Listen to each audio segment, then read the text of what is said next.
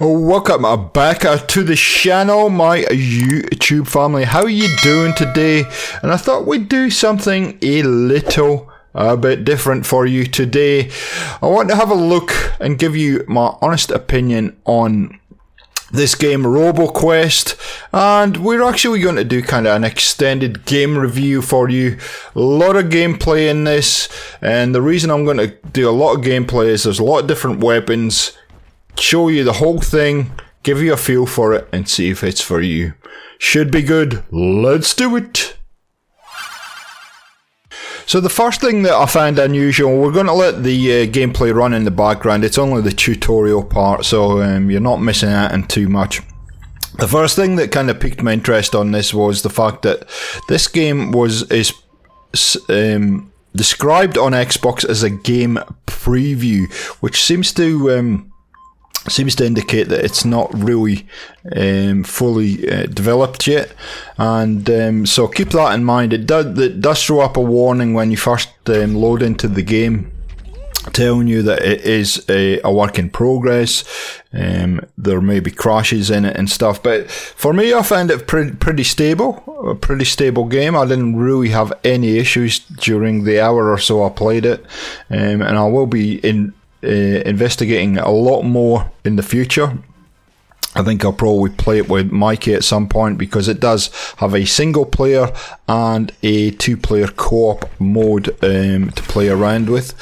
Today we're just going to look at the single player. It's described as a fast-paced FPS roguelite game. So there isn't a huge amount of story about it. It reminds me a lot of Borderlands in the way it looks. You can see it has that kind of that look of the Borderlands games, and this look seems to be becoming more popular these days for a whole lot of things. Now, it did launch in 2020, and I think it's been a PC game up to now. This is the console version, so it's kind of interesting that it's kind of 2 or 3 years down the track and it's still in a kind of work in progress state, but don't let that put you off, because it is a fun game. So I was able to find this roadmap. I'm suggesting this is probably the roadmap they put up fairly soon after they released this game, and this is from Steam, and you can see this is a little bit dated, but also when you're in the game, they actually do have a little bit of an update on the splash screen, and then there is some updates on the roadmap, and you can see the autumn update's been done 2022, winter update in 2022, and they're working on a 2023 1.0.0 release, with final levels and final bosses and whatnot. So certainly a work in progress, but they're doing lots of update. They're keeping the community informed about what's going on, and it's quite refreshing, I must say, to see that they've got a very clear path of what they're intending to do, and they're communicating that clearly. A lot of other companies could learn from that, and we're not going to go into that in this discussion, but maybe that's a Walkabout with Stu episode. But anyway, let's get back to Roboquest. Let's get it onto the quest, the sort of the premise or the background story about this. The year is 2700. Human life scattered throughout the desert, struggling to survive. It's looking pretty bleak until a young scavenger girl named Max stumbles across something that may help. An old guardian robot lying abandoned in the sand, and he saw that in the opening clips. She reactivates him, knowing that with a guardian by her side, she might be able to give mankind a fighting chance. Together, the two begin to explore the mysterious canyons that surround them, searching for answers and a way to survive. There's just one problem: the canyons are crawling with bad bots, determined to stop them from advancing, and we wonder who's controlling them and what they're guarding. So that's kind of the premise of the game. Like I said, it's a pretty fun game. I gotta say, it is a really fun game. If you're looking for something that you can just kind of jump into and relax and just work your way through, you could do worse than have a look at this game. So you run through random levels on an unrecognizable earth-scorched canyons and vivid cities packed with secret upgrades and enemies. Destroy every laser shooting bad bot and boss that stands in your way, choosing from an arsenal of handcrafted weapons to do so. Gather powerful technology to help you push forward, upgrades, abilities and customization for your character and the base camp. They'll stick with you after each defeat to make the next run a little easier. So that is the good thing that I like about this game.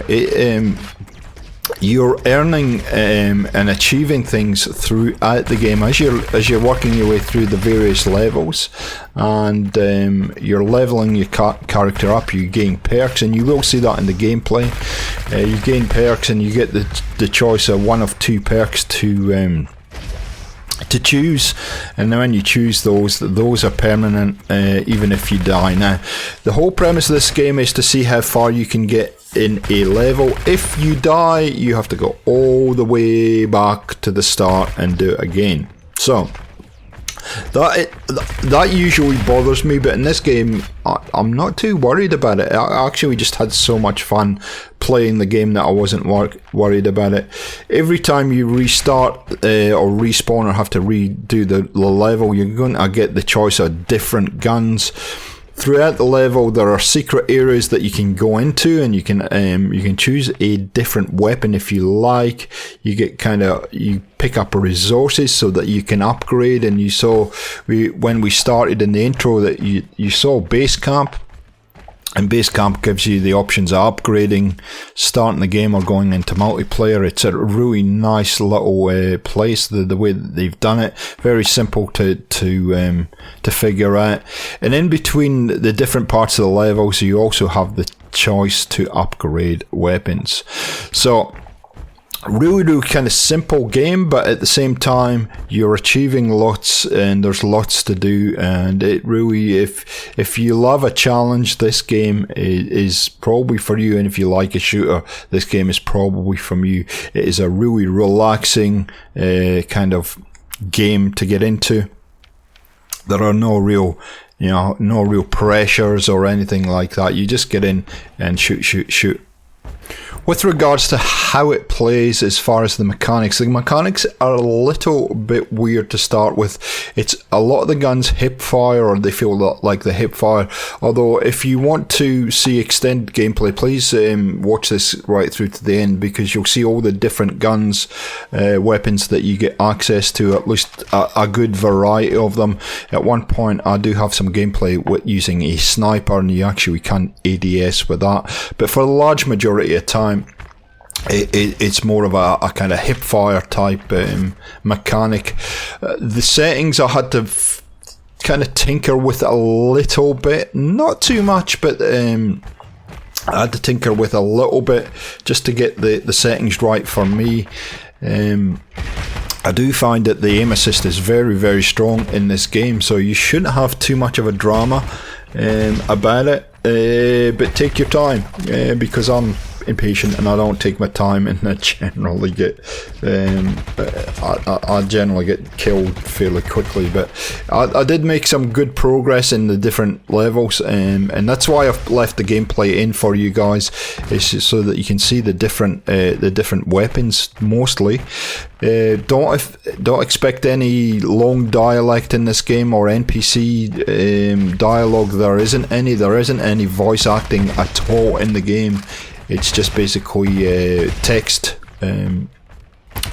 for you, so you have to do a little bit of reading. But apart from that, you just get in, grab a weapon, and off you go. And there are a lot of fun weapons. It's not quite on the Borderlands scale of fun weapons, but it's pretty respectable for what it is. So the little green orbs that you're seeing as you're going through, if you were watching the tutorial as I'm talking, you probably know what they are, but that pretty much regenerates your health, and it's a pretty generous health bar as well. I'm not sure about I'm not sure at this point about the ammunition and how that regenerates. I wasn't really paying that much attention, I must be honest, but I didn't have any issues running out of running out of ammunition during any of the playthroughs that you're about to see in any of the weapons. So it's interesting. So guys, if you're looking for a new shooter or some just a fun game where you can relax and just